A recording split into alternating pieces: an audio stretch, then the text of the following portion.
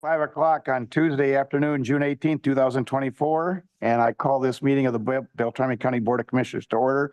Please rise for the pledge.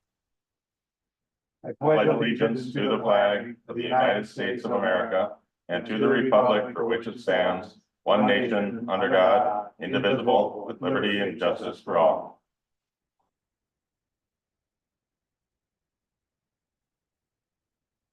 I have no general comments. And is there anyone wishing to address the board? Seeing none, we'll move on to the approval of the agenda. Mr. Chair, I make a motion we approve the agenda as presented. Is there a second? Second. Any discussion? All those in favor say aye. Aye. Opposed? Motion passes. At this time, I'll entertain a motion for the approval of the consent agenda. Move to approve the consent agenda. Is there a second? I'll second. Any discussion? All those in favor say aye. Aye. Opposed? Motion passes. Moving on to item number 8, adopt a highway program policy. Bruce, you got a busy day. Indeed. First item I have for the board is our adopt a highway program policy. This is a program we've had in place, but we've never had a policy that was approved by the board. This policy would give us some guidelines on our adopt a highway program, which is a program where volunteers can clean up our ditches, make our roads, to beautify our roads by picking up the garbage. And we give them recognition by placing adopt a highway blue signs out there. I guess I'll. Any questions for Keep it there. Bruce on the adopt a highway program? Mr. Chair? Yes, Craig. So Bruce, and am I correct that this is pretty much the essentially the non-approved policy that you've been doing stuff under? And so this is just kind of formalizing it? Correct. Thank you. And basically the same program that the state has for state highways? Same signs, same kind of philosophy. Volunteers pick up garbage. Tim? There is no liability to the county, is there? I'm not going to say that there's not, but we try to limit it by following MCIT's procedures for using volunteers. But you know, they're a volunteer, they're not an employee. We have some requirements, safety requirements for them. We provide vests, garbage bags, but I would never say that there's no liability. So what would happen if a group of volunteers were cleaning up the highway and distracted driver? Drove off the road. Yeah. So then what would the county's liability be? I guess I'm gonna defer to our insurance. MCIT would step in and, you know, help cover us for whatever they might try to take us to court for, you know. But again, the MCIT has guidelines out there for how you handle volunteers. I didn't have it in this packet, but the work session when I presented before, I had the example of the volunteer sign-up sheet. And, you know, it says that they're not an employee and that they'll, you know, do things the safest way. But I think It does say that you have them sign a waiver of liability and an indemnity agreement. So that's part of that. yeah, That's part so of that volunteer sign-up sheet that they have. so that really should take And care of we're- most of the liability we're- issue. Trying to cover our bases as, Yep. you know, per MCIT. Mr. Chair, I'll make a motion that we approve the adopt a highway policy. Is there a second? Second. Any further discussion? Seeing none? All those in favor say aye. Aye. Aye. Opposed? Motion passes. Moving on to item 9, adopt a roundabout program policy. So this program would be a new one. We have not had an adopt a roundabout program. We've had some people, groups that have expressed interest in the past, but never really had anything follow through. But now we have, again, some interest in someone adopting a roundabout. This would be the center island of the roundabout, just the mound in the middle. And what I've done is kind of formulated it very similar to the Adopt a Highway program, where, again, we're going to follow those same processes, provide vests, have the volunteer sign-up sheet. But here they would be putting landscaping, doing something with the landscaping in the center island, and keeping it clean of garbage. But that's really the beautification of that center island. And so I'm using, again, that kind of that same format for the Adopt a Highway, where we're beautifying, a part of the road. And so this, again, would be a new program that is being suggested here for the board. Any questions for Bruce? Mr. Chair. Yeah, Tim? Bruce, can you remind me how many roundabouts we have and do we have any planned for the future? We have 6. And we just received funding for one more out on Adams Avenue. And I guess there's no immediate plans for any others. We've got requests for one on Roosevelt and 50. And there's, potentially, a couple other locations. So, we're at 6 and increasing. So, okay, thank you. And Bruce, you and I have met with a township and we met with other folks that were interested in this over the years. Are you satisfied with this being a help to the county? Yeah, I mean, again, we've set up the roundabouts currently right now with a native, no maintenance type seed or vegetation. We continue to get complaints about nothing but weeds out there. We just don't realize that it's native grass or native flowers. Actually, right now is the perfect time to go around, some of the roundabouts because they are flowering and look nice. But later on, yes, it can look like a bunch of weeds. And so we get these complaints, and telling them it's native grasses, they still don't think they're very beautiful. Well, if you're a group, you can step forward and help make them even more beautified. And again, there are groups, the city of Bemidji has asked about, the potential coming into the city of one, the school, individuals. So I do think that this would be good to help, if there are those inclined out there. I'll make a motion to that effect that we do that. Okay, we have a motion. Is there a second?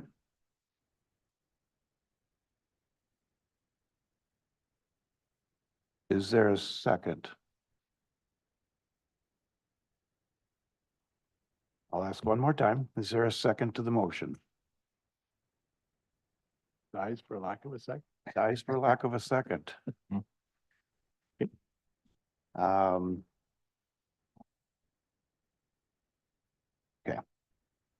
I'm just concerned about the safety. That's why I'm not seconding it, because I just think that it's a big difference. It's, not cleaning up garbage. It's just beautifying it and it's putting people directly in the path. I mean, we know that there's been a number of times where vehicles have gone straight over the roundabouts and, if they're that, oblivious to them, I'm concerned about somebody could get killed and then, I don't want to put people in that position. Safety was my issue too. That was really just, Safety was mine too, but I was just, if our engineer thought it was something that would be helpful, then I go for it. But safety, Yeah. I understand. And to me, it's a big difference from somebody in the ditch. Yeah, that certainly could go off into the ditch, but I just think it's a lot more likely to happen on a roundabout. That's why I'm not in favor of it. Good. Bruce, let me ask you this. Would it be important for you that the board passes a policy of not allowing that? So that in the future, when you get it, because they're not going to stop asking. I mean, there will be people coming forward. I'm just wondering if that's something that you would be helpful. Maybe Tom, if you wanted to chime in on that at all. Or that we direct you to plant stuff that's not so. So it's okay for the employees to be in harm's way, to sacrifice them. Not just joking. It's, I've thought about that because we've had people plant flowers in the roundabout center. And we've had people, even for this couple of next items here, we've had people place, plastic flowers and memorandum in the center of a roundabout. And do we, I guess I have a hard time saying you can't do that because the next person mows their yard and plants flowers in their yard, which is in the county right away. So we don't have a policy of you can't, beautify the public right away. You can't mow it. You can't plant flowers.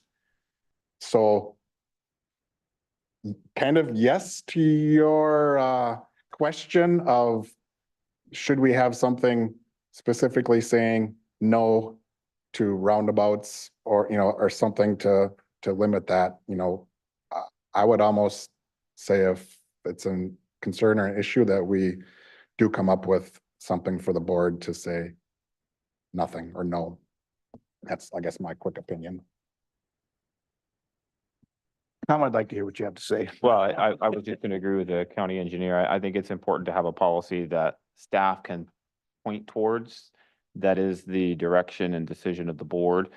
And it's allowed the staff to be consistent and the public to know that we're being consistent with them when those requests come up. So I would encourage that if the board so desires not to have roundabouts, included in that, then you'd ask that a policy be developed to explicitly, regulate the access and use of the roundabouts for that purpose. Is there a commissioner that would like to make that motion? So moved. Okay, so Commissioner Gould has moved that we would have a policy of not allowing any Volunteer activities. volunteer activities for beautification of the roundabouts.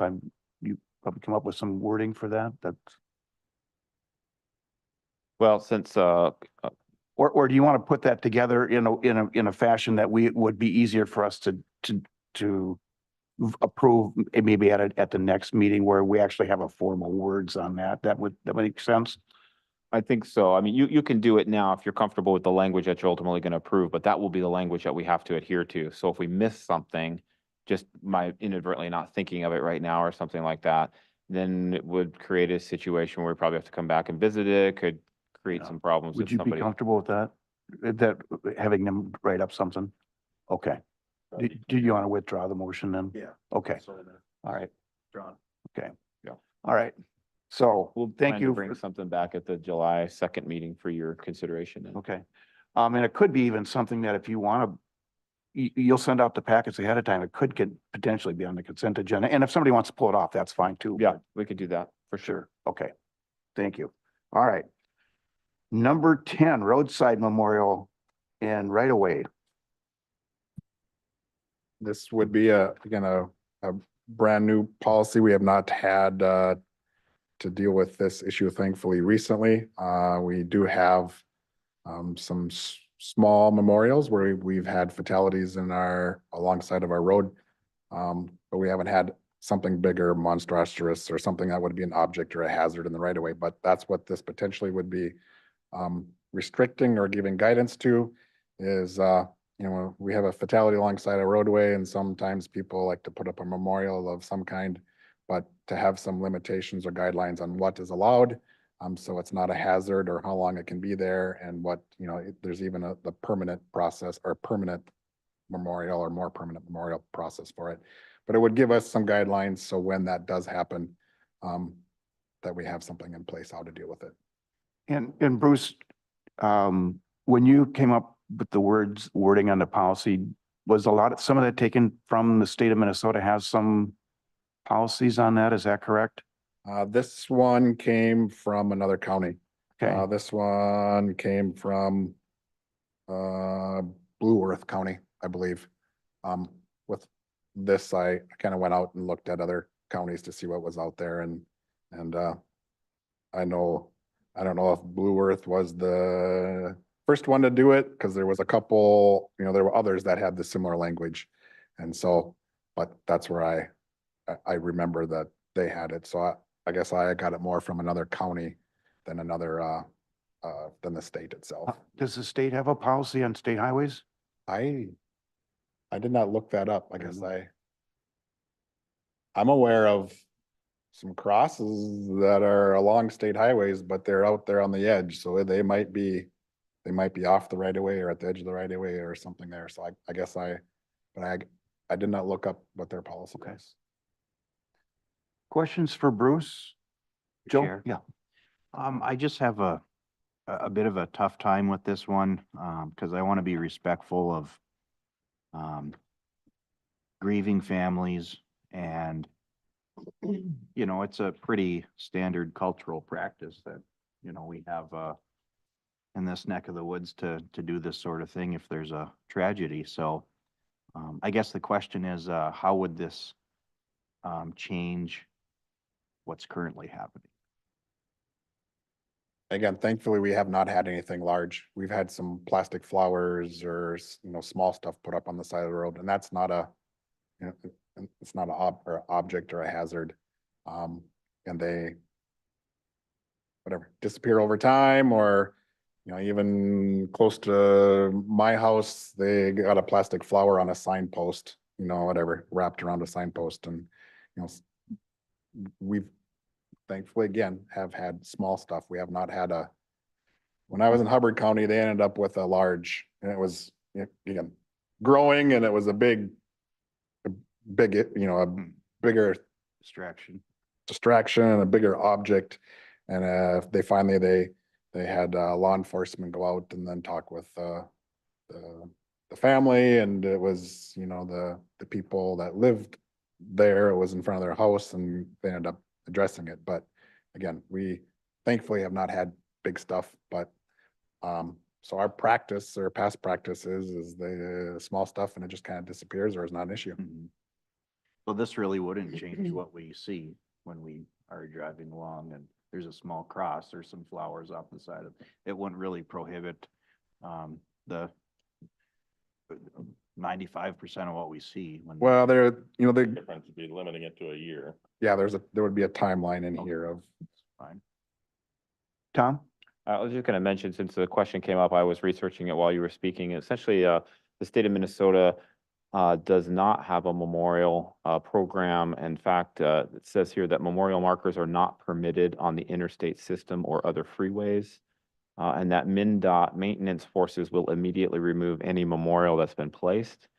And that essentially, they go on to say that it is illegal to stop on the freeway except in the case of an emergency or vehicle breakdown. So I think what you see is essentially maybe counties permitting it on county roadways, but essentially to answer the question about, is there a state program or policy? It is the policy of the state not to allow them. That's on a freeway though, not a state highway. 'Cause Uh, you can stop on state highways, and we've seen lots of them on state highways. Freeways, interstate system, other roadways. Yeah. So, yeah, you go up. The policy. 72, language, there's Mr. a couple. Chair, and Bruce, even on Urban Avenue. There all was that's some- our family, but something in there about the cross being flush to the ground and not standing up. that's a marker, yep, and that says the obstruction piece, After the year. Oh, take it like a flush to the ground Yeah. marker with the, that, they don't have to do that right away. No, They could still put a cross up. Yeah. A small one. it'd have up to a year, correct? yep. That's what I That's saw. what it says. Yeah. Yep.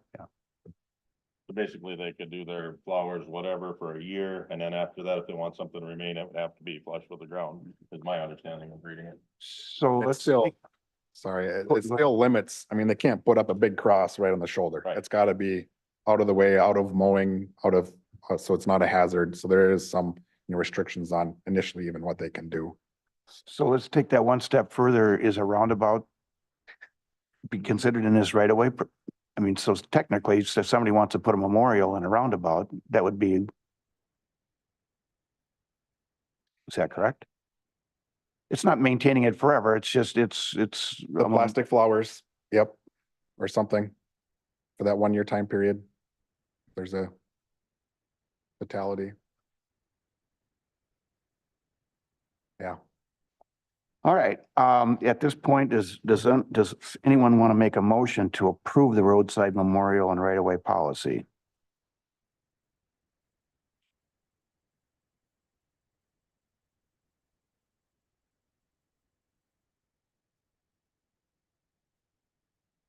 Seeing none, maybe, Tom, you could come up with some language similar to the not allowing it in the roundabouts. We want to not allow. I was well, I think I'd rather see. Okay, well, does someone want to make a motion then? We just leave it the way it is. Yeah, if it ain't broke, don't fix it, you Yeah. know? I think there's a number of these that I think just leave it Yeah. and don't. How uncomfortable does that make it for you though, Bruce, if you don't have a policy? Are you okay with it? Again, this was because Hubbard County had an issue. And so they had troubles of how do we deal with it? And so this is kind of, again, it was not Beltrami County, but it was an issue that was, came up. And so to have some guidelines from the board on how to handle it would be beneficiary Well, there is for. still already a statute and rules about what can be put in the right of way anyway, so this would just be like allowing stuff that isn't dangerous per se, like a 4x4 post with a sign on it, or a big cross with, made out of a 4x4 or something like that. That way if somebody put one of them up, you'd have to go take it down because that's a hazard, so somebody riding a four-wheeler or whatever. And so you'd still have the ability to do that and explain to them, you can put up a memorial just as long as it's not gonna be something that is gonna hurt somebody if they run in the ditch or run into it with a four-wheeler. That's the way I look at it. Tim? So, Mr. Chair, so if we do already have a policy in place that addresses right of ways and what you can and can't put in the right of ways, right? There's a Minnesota statute on objects in the right of way. And then we have a policy on it was more guidance on how to remove those objects. So, I mean, there's already a policy in place, so I mean, I don't see why. I mean, as far as I'm concerned, we already have a lot of violations of the right of way policy. I mean, you got big business signs in the right of way, so I mean, like, yeah, we got to be fair to everybody, and if we're not going to allow memorials, then maybe we shouldn't allow business signs either. I know this. We're trying to help you out and how to, remedy, potential situations, but, I mean, we have a policy in place, let's follow it, there's state statute, so that's kind of where I stand, so. Go ahead, Bruce. I guess our policy would be no objects. And so, this, in my mind, gives a little bit of leeway of allowing something. All right, there's a cross, you can put it out on the back slope. Our policy right now would be no objects, nothing. And so I'm gonna say our current policy would be more restrictive than what this I one think here. we This should one. adopt that or address that no object situation and change that to no objects that are hazardous in our right of way. To me, a little, roadside garage sale sign that's stuck in it, that's just gonna get ran over by a four-wheeler or by a car, it's not gonna hurt anybody. There's no reason why you should have a zero tolerance policy, in my opinion, on little signs like that. Obviously, 4x4 posts or whatever, things that are very hazardous if somebody were to run into them, angle iron or rebar or whatever, those kinds of things, we wouldn't want to have in the right of way, but I think that we should address that and not have it be a zero tolerance in the right of way. And if we did adopt that or adjust that, then these memorials would have to follow within that same guideline. Or we could do just what you were talking about before and just do nothing because we kind of have a policy and then leave it up to the discretion of Bruce and his department. And if we run into a problem like Hubbard did, then I guess we'll have to address it. But Bruce has been sending, things with with regard to the right of way recently. Right. And, so I think we should maybe address that sooner than later so that we, don't, irritate everybody. Mr. by Chair. Moving really little things. Mr. Chair? So I'm curious, has the attorney chimed in on this and what are his thoughts? And I'm a little bit concerned about passing anything that limits future boards' ability to address, any future policies. I mean, I don't think it's fair that we, make any policies that limit somebody, 6 years from now to maybe address this. Future board could always change that. But once it's changed, it's always hard to change back. So that's something that I've learned, and I guess input from the county attorney, I think would be helpful as well. Bruce, you wanted to? To Craig's point, this is coming up on a season where we do address, campaign signs in the road right away. And yeah, I do not like being the sign police, the campaign sign police, but we get the phone call. There's campaign signs in the right of way. They're not supposed to be there. In the county road right away, you need to address them. And so that's when, we go around the whole county and remove campaign signs out of the right of way. It's it's never fun. And so to have a board direction on some of that could be beneficial. But yeah, some limitations or parameters or if that could be whatever melded into this kind of a thing, I could see that as a benefit too. Personally, I'm in favor of allowing a small memorial for a short period of time. So that's why I was in favor of this policy, but it's not a hill I'm gonna die on. I would like to see it just more broad in scope, that we have a reasonable line in the sand, so to speak, of something that is, whether it's a campaign sign or a realtor sign or a garage sale sign, stuff that is smaller, that whatever, 18 by 24 or something like that, some size that is smaller, that is allowed on a wire frame, so it's not going to hurt anything, that we allow those kinds of things.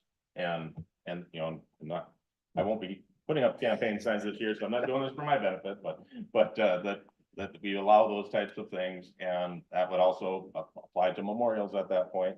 And then we say that if it's gonna have rebar or anything that's gonna be of any substance like that, then those would not be allowed. There's always, the liability with that or what you're allowing something. But there's gotta be some limitations to it that can be figured out, because you don't want them, alongside the pavement, alongside the shoulder or something like that too, obstructing sight distance, but I guess that could be Personally, I would figured like out. to see us go back and just address the general scope, not restricted just to memorials, but the general scope of it. I think that would solve, and because our staff goes and spends a fair amount of time driving around picking up signs and, piling them up at the highway department, and they go get put back out again, and we pick them up again, and it's a waste of taxpayer dollars to be dealing with that, so. And it really is not an obstruction, it's typically just a waste of time, in my opinion.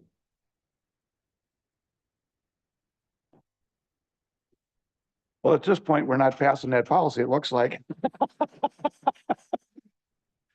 And if we're going to change the other policy, then let's bring the whole thing here and look at the whole policy, because I know we spent quite a bit of time on that.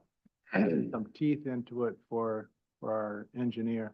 And so I think we need to look at it, how it all fits together. Bring it to a work session and review it. Yeah, good idea. Yep. All right, with that, unless there's any objections, we'll move on to number 11, naming and memorial designation policy.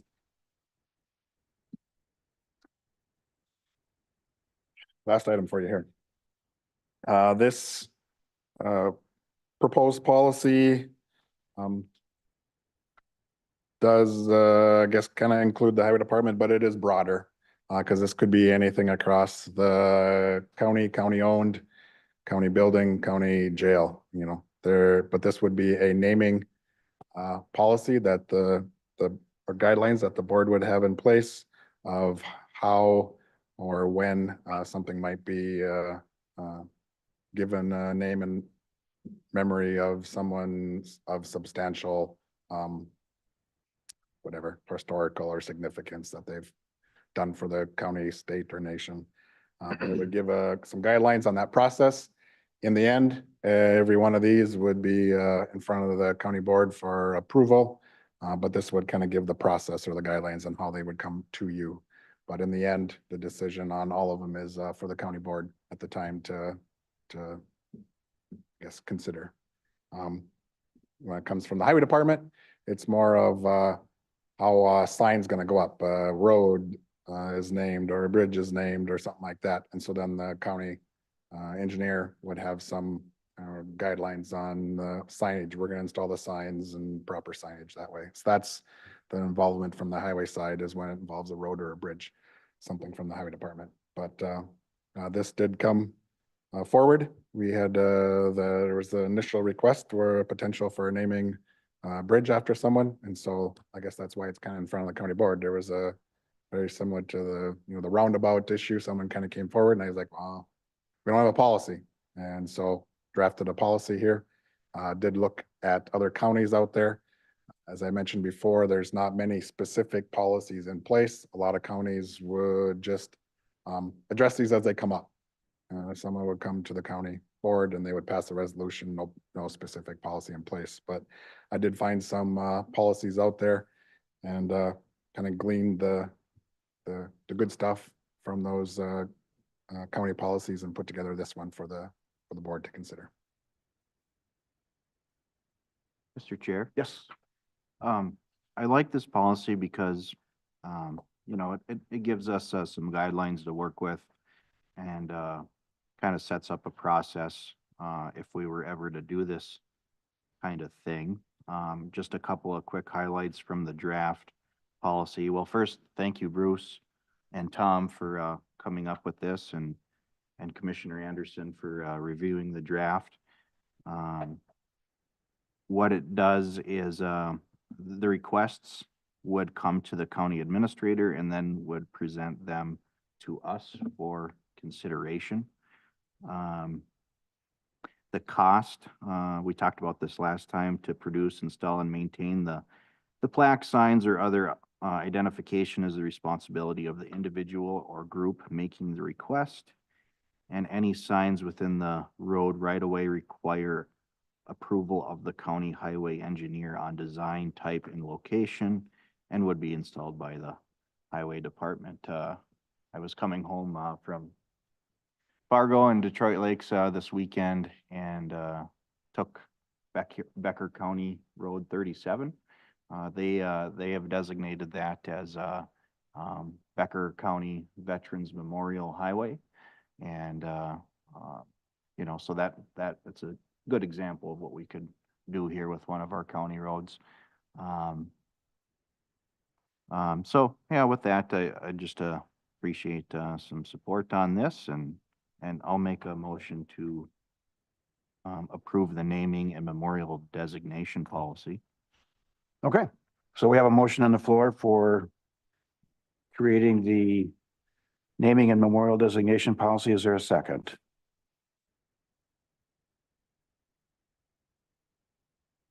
Is there a second? And I always like to ask 3 times, is there a second? So that dies for lack of a second.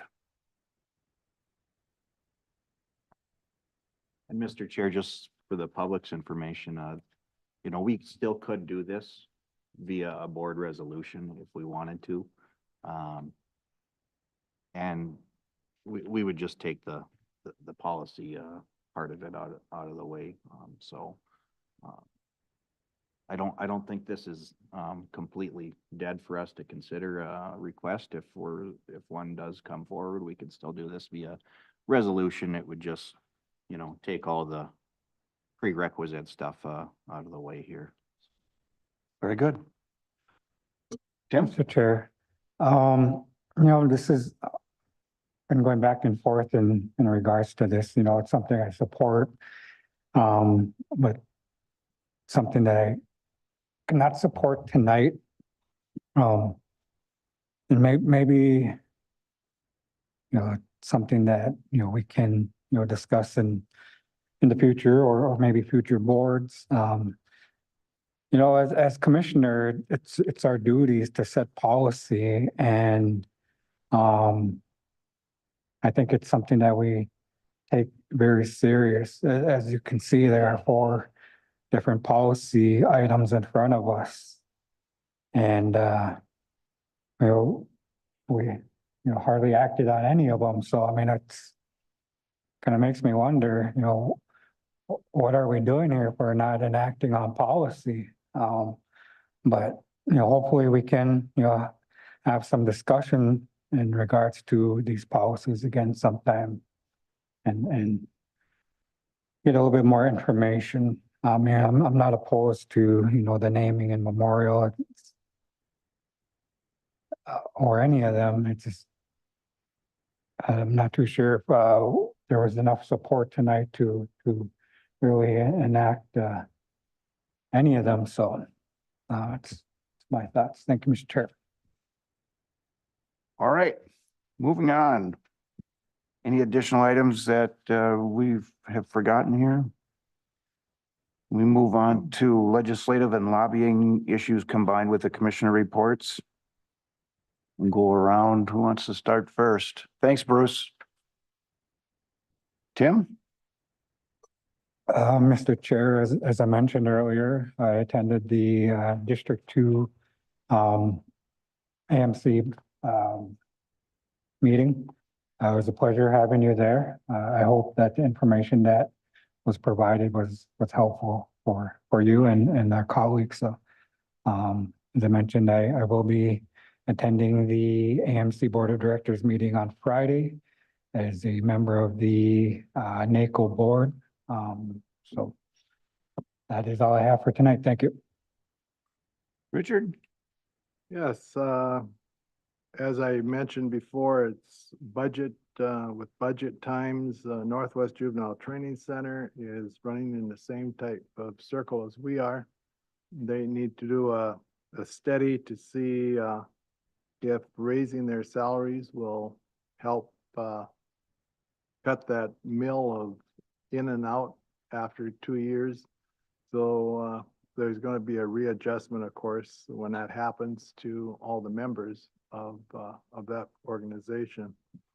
And then we also had a mental health meeting. I guess maybe we could all sit in a mental health meeting once in a while and be evaluated. But in this case, it was the same folks that had presented here were at that meeting. And I think we're pretty blessed to have a facility within our county that has the number of people dealing with mental health.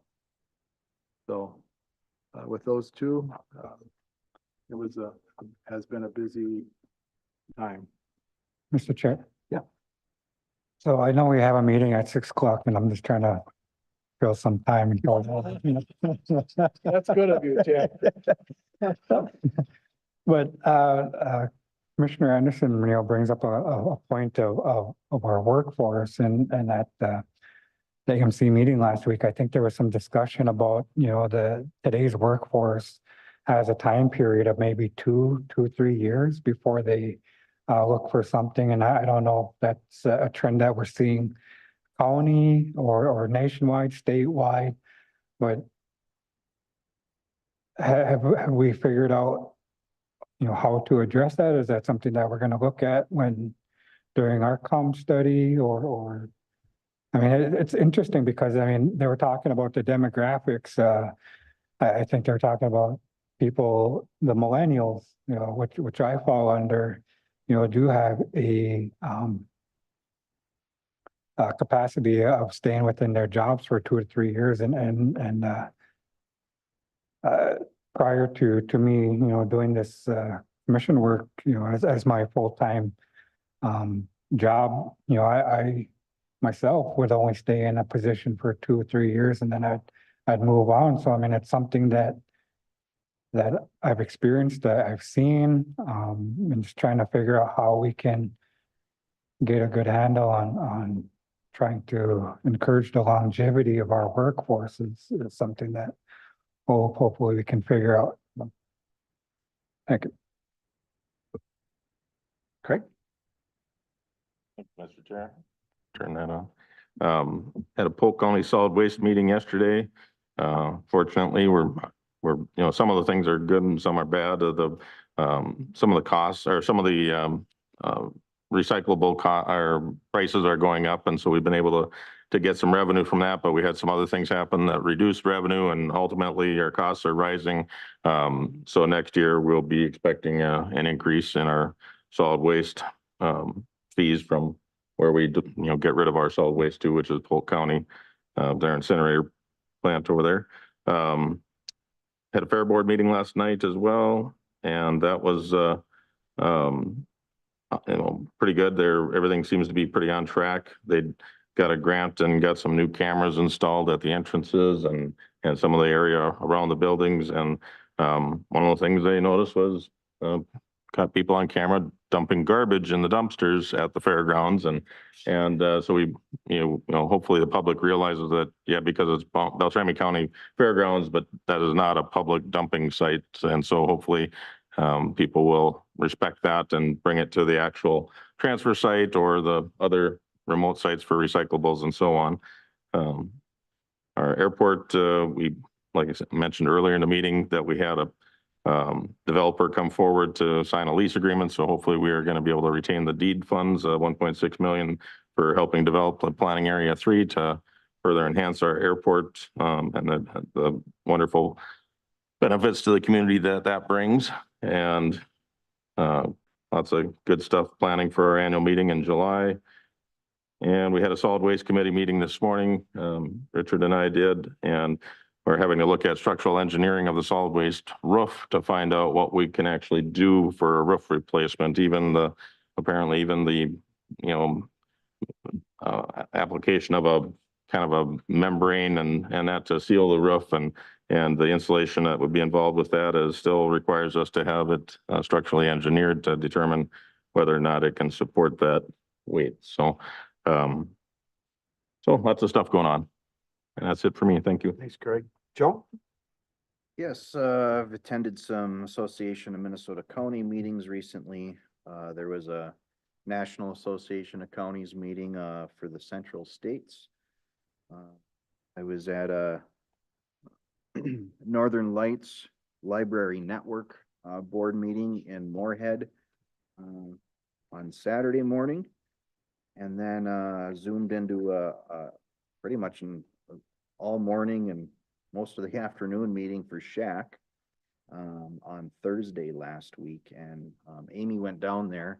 She attended in person, and basically the main thing to come out of that is that we're going to have a visit soon coming up here with some State Department folks, Human Services, the Assistant Commissioners planning on coming up in August, I believe. And Amy's hard at work organizing the details. She just sent out an email about that, so you can check out more details there.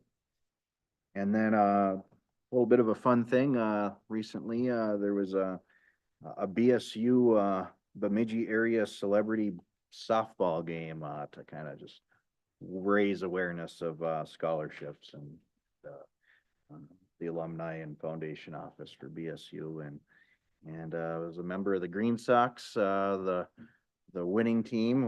We won 8-7 in the bottom of the 5th inning. We played 5th innings, and it was. Is that like a walk-off single or something? Yeah, no, it was just yeah, something like Yeah. that. Okay. Yeah, so it was a fun rivalry between some husbands and wives that were on opposite teams. Fun. That's it. Joe, I have a question, because I don't understand the difference between, because we have KRLS and then we have this Northern Light. Would that be, maybe, as long as we've got a little bit of time, maybe it'd be helpful? Could you shed some light on why we have 2 different library things? Well, in Minnesota, there's a few different types of regional library systems. There's regional library systems, which KRLS is one, and then all the local libraries fall underneath that. And then there's another type of library system called multi-type or multi-system libraries. And the Northern Lights library network is kind of the umbrella organization. They're above KRLS, and they're kind of northwest Minnesota. So all the KRLS, Lake Agassiz is one to our west. And then also the Viking library system also to our north and west. Those three are kind of all part of the Northern Lights Library Network. And the Northern Lights, they're kind of a actually pretty small operation. It's just the executive director and one half-time admin assistant, and every library system in our quadrant of the state sends a representative or two to be on their board, and they have a budget every year, and they provide funding to KRLS and any libraries within the KRLS system and the other systems that are part of Northern Lights. So is that like a federal pass-through or a state pass-through or? no, it's a state Okay, entity. okay. And one of the things that they do, they are also involved in schools, classrooms. Yes. Schools. Yeah, that's a big part of it. It's a big part of it. Okay. All right. Well, thank you. Appreciate that. All right. I have had a busy 2 weeks. AMC, right after our board meeting, we had the AMC district meeting, and I thought the cannabis discussion was eye-opening about what we had to do as a county, and that's why we had the discussion today. Went to Prime West with Richard on Thursday. I've had 5 different job interviews for, we're looking for an administrative assistant out at the airport to help Kyle. And so he asked me if I would sit in on those interviews. So we had a bunch of those happen over Friday and Monday. We had the airport meetings. Craig already talked about that. And then we had the Flag Day ceremony at the Ralph Gracie Park. And Joe was there. Thank you, Joe. And then I had Dancing Sky yesterday in Moorhead. That was the first time I was able to go in person. All the other times, it seems like they pick when I'm on vacation. I would zoom in from Mazatlan, but it's just not the same zooming in. But what I found out, and this is something that I've talked to Ann Linseth now, and then we've got Jeff Lind involved. I found out that there's over $400,000 of grant money that was designated by the DHS for a program to help people over 65 if they're considered vulnerable in some way, not necessarily from an income perspective, but maybe they're at their home and maybe their front steps needs fixing because otherwise they're going to fall through it. Something could be as simple as that, or it could be maybe someone has lost touch with this person, and the next thing you know, someone has made a visit and they find out that they're hoarders and they can't even walk through their house. Anything that would help, that would make a person and put them in a vulnerable situation. So there's this grant money, but what caught my eye about that was only 4% of it had been utilized. And so that's why immediately, as we were in the meeting, I immediately sent a note to Ann. I said, we need to meet. And so Ann's already on top of it, and we're going to try to find out. The program's scheduled to run out in September. They're trying to find out if they can extend that. But in the meantime, we're going to try to find out if there's any folks that we have in Beltrami County. And so what I'm urging anyone, if you know of someone that's in a situation that desperately needs some help, that would be considered vulnerable in some way, let us know. And maybe they wouldn't fit the category. I don't know. That would be up to the agency and their guidelines through our HHS department. But by all means, if there's anyone out there in the public that knows of a senior, say over 65, that's struggling for some reason, and it's creating a vulnerability for them, please step forward and we'll see if we can't provide some help. That was the big eye opener. So, yeah. With that, let's talk about the upcoming meeting schedule. We have at 6 o'clock, the Board of Equalization. You want to fill in any time, 10 minutes or anything, Tim, between now and then, or? Well, Mr. Chair, I just want to say thank you for your update on your committee assignments. I think that shows the importance of showing up to committee meetings in person, being there, because you just never know what kind of information that you're going to gather and get, and how you can utilize that to help benefit, the county, and that's why, I try to advocate for committees, committee assignments, attend meetings, go to conferences, because there's a wealth of knowledge that you can gain. So I just want to let you know, I appreciate that information. Thank you. So the next meeting will be July 2nd, 3 o'clock work meeting and 5 o'clock regular meeting. Tom, will the public hearing be at the 3 o'clock work session or at the 5 o'clock? Typically, we would do that at the beginning of the 5 o'clock meeting. Okay, so at basically 5 o'clock, we'll have a public hearing on the possible cannabis moratorium, blah, blah. Okay. Yes, sir. All right, any questions about that? Let's see. We have upcoming chat about, we'll have, oh, I guess I have July 2nd. Okay, that'll be me. All right. And then I'll have the July 16th too, evidently. That's what everybody else has. In management team meeting, we've got Joe, you're up on July 10th. Okay. With that, I'll entertain a motion to adjourn. Is there a second? Second. All right, we're adjourned.